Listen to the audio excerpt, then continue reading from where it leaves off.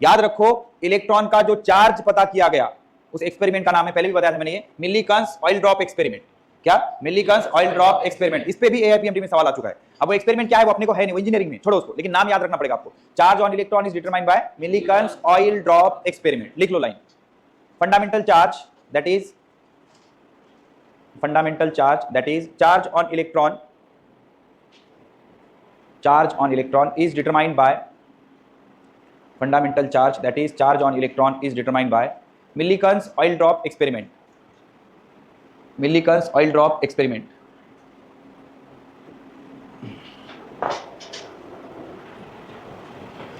अब ये कुछ यूनिट है आपको याद रखने हैं। एक कूलम में कितना होता है? 3 × 10 to the power minus 3 × 10 to the power 9 stat coulomb. एक कूलम में कितना एब्सोल्यूट कूलम होता है, या एक एब्सोल्यूट कूलम में 10 कूलम होता है। ये तो हमने ऑलरेडी याद कर लिया, ठीक है। तो एक बार फिर लिखेंगे इसको, जरा ध्यान से सुनो। ओके, ये देखो यूनिट्स ऑफ चार्ज लिखो, note units of charge. Number 1 SI unit coulomb.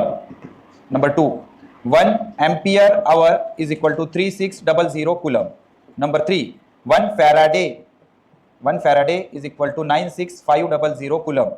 Number 4 1 coulomb is equal to 10 absolute coulomb. 1 coulomb is equal to 10 absolute coulomb. उल्टा हो गया, एक मिनट रुको।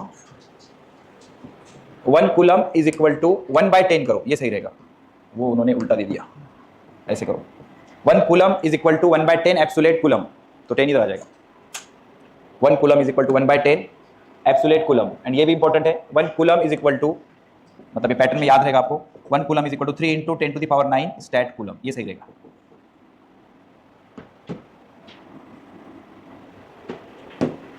समझ आ गया? ये याद रखने में आसान होगा। एक कूलम में 1/10 एब्सोल्यूट कूलम होते हैं, 10 to the power -1 भी बोल सकते हो। एंड एक कूलम में स्टैट कूलम कितने रहते हैं? 3 × 10 to the power 9। ये तीनों बड़े इंपॉर्टेंट हैं, तीनों कन्वर्जन एग्जाम में यूज हो चुके हैं, तीनों बड़े इंपॉर्टेंट है, ध्यान से याद रखना इसको। एम्पियर आवर इतना ज्यादा इंपॉर्टेंट है नहीं, ये तो बच्चों को भी याद रहता है, कोई प्रॉब्लम की बात नहीं। ये 3 याद रख लो, ये केमिस्ट्री में फिजिक्स से ज्यादा काम आएगा। एक फैराडे में 96,500 कूलम रहते, एक कूलम में 1/10 एब्सोल्यूट कूलम रहते, एंड एक कूलम में 3 × 10 to the power 9 stat coulomb रहते, ठीक है। तो कारवा कहां से शुरू हुआ था? चार्ज के डेफिनेशन से। जैसे मास एक फंडामेंटल प्रॉपर्टी है, वैसे चार्ज एक फंडामेंटल प्रॉपर्टी है। मास की वजह से बाजू में क्या प्रोड्यूस होता है? Gravitational field. चार्ज की वजह से बाजू में क्या प्रोड्यूस होता है? Electrical field. चार्ज एक फंडामेंटल प्रॉपर्टी है बॉडी की। चार्ज कितने टाइप के रहते हैं? 2, positive and negative. Positive charge क्या बताता है? Deficiency of electron. Negative charge क्या बताता है? Excess of electron. अब आप बोलोगे सर ऐसे क्यों नहीं बोल रहे excess of proton, less proton? इसलिए नहीं बोल रहे कि अगर आप एटम को स्टडी करोगे तो न्यूक्लियस के अंदर प्रोटॉन रहते एंड इलेक्ट्रॉन बाहर घूमते रहते। तो अभी तक हमने जो भी सीखा उसमें हम सिर्फ अभी तक इलेक्ट्रॉन तक पहुंच पाए, प्रोटॉन तक नहीं पहुंच पाए। मान लो पहुंच गए तो इतनी कॉम्प्लिकेटेड हो जाएगी केमिस्ट्री के सिलेबस कोई नहीं रहेगी। समझ आ रहा है ना? अभी केमिस्ट्री केमिकल रिएक्शन में परेशान रहते तुम, 2 इलेक्ट्रॉन हाइड्रोजन ने इसको दिया, उधर गए, ऐसे गए वैसे गए। मान लो प्रोटॉन भी एक ऑप्शन रहता तो बड़ा कॉम्प्लिकेटेड हो जाता फिर। समझ में आया? अभी तक हम प्रोटॉन तक नहीं पहुंच पाए, समझ में आ गया? तो फिर आउटर शेल में कौन रहते? इलेक्ट्रॉन। तो एक बॉडी से इलेक्ट्रॉन को निकालना आसान है, प्रोटॉन को निकाल ही नहीं सकते। समझ में आ गया? तो जो एक बॉडी से दूसरे बॉडी पे शिफ्ट हो रहा वो कौन है? इलेक्ट्रॉन्स। तो जिस बॉडी से जा रहे उस पे इलेक्ट्रॉन कम हो रहे, एंड जिस बॉडी पे जा रहे उस पे इलेक्ट्रॉन बढ़ रहे। इलेक्ट्रॉन का बढ़ना मतलब निगेटिव चार्ज, इलेक्ट्रॉन का कम होना मतलब पॉजिटिव चार्ज। इलेक्ट्रॉन का चार्ज किसने डिस्कवर किया? Millikan oil drop experiment. Millikan is the name of scientist. Charge के बहुत सारे यूनिट है, 3 याद रखने आपको। एक फैराडे बराबर 96,500 कूलम, एक कूलम में 1/10 एब्सोल्यूट कूलम, एक कूलम में 3 × 10 to the power 9 stat coulomb, ठीक है ना? तीनों याद रखना, ओके। चलो ये सारी चीजें पढ़ ली हमने, ये हो गया। अच्छा यहाँ क्या लिखा है? Charge of fundamental particle that is electron proton is their internal characteristic while charge on the body depends on the number of proton and electron। बकवास हटाओ, इसकी कोई जरूरत नहीं। आगे बढ़ते हैं, लिखो specific properties of charge. Specific क्यों बोल रहा भाई? सिर्फ लिखो properties of charge. Properties of charge पे हर साल एक सवाल होता है।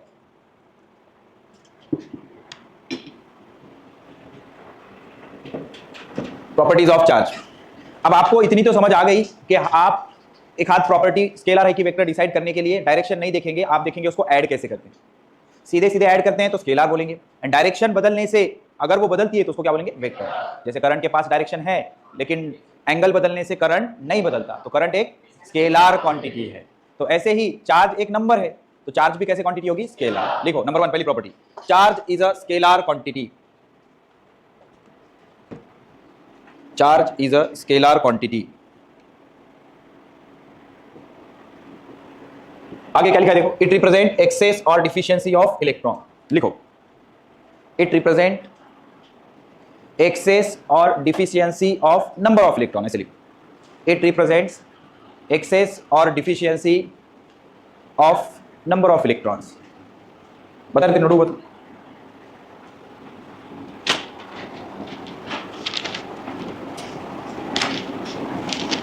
बच गया उसकी ना लिख नहीं रहे तो क्यों तो क्या भाव बोलिए क्या को लगा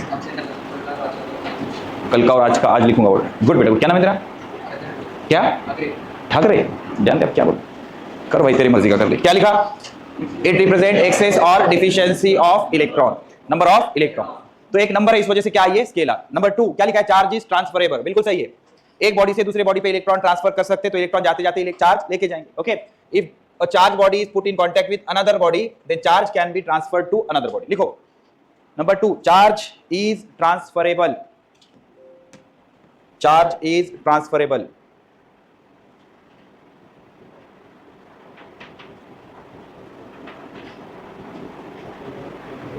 charge is transferable कितना आसान है ध्यान से सुनो मान लो एक मेटालिक बॉडी है इस पे हमने कुछ चार्ज रखा है इसे ओके इसको दूसरे बॉडी के नजदीक रखा अगर हमने इसको वायर से जोड़ दिया तो एक बॉडी से चार्ज दूसरे बॉडी पे चला जाए ट्रैवल कौन होंगे इलेक्ट्रॉन प्रोटॉन कभी ट्रैवल नहीं होता it is the electron which transfer from one body to another body proton कभी ट्रांसफर नहीं होता ठीक है नेक्स्ट तीसरा लिखो charge is always associated with mass लिखो तीसरी property charge is always associated with mass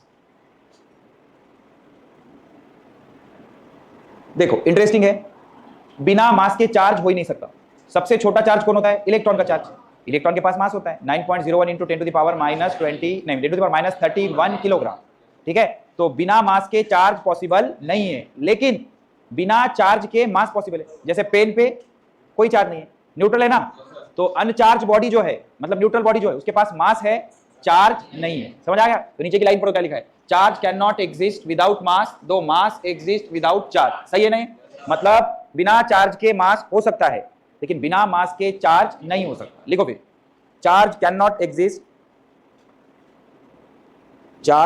exist without मास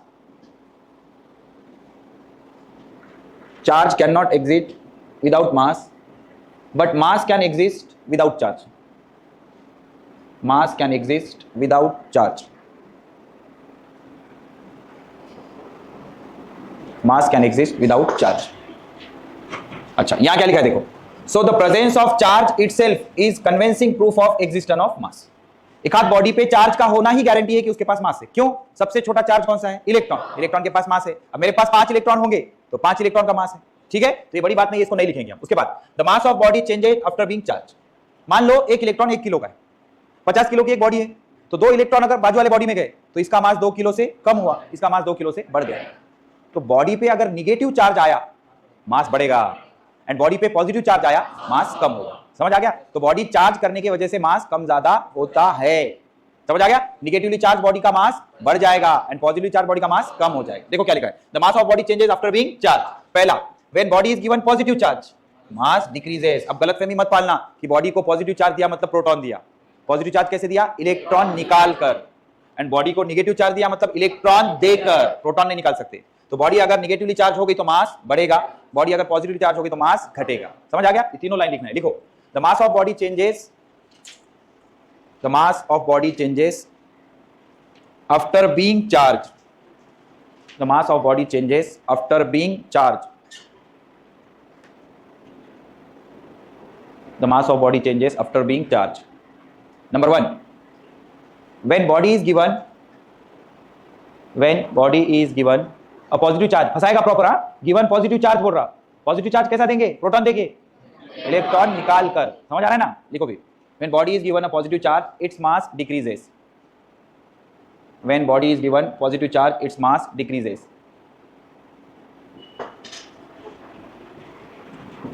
दूसरा when body is given negative charge its mass increases when body is given negative charge its mass increases क्यों भाई negative charge कैसे दोगे electron देकर and positive charge कैसे देखो electron लेकर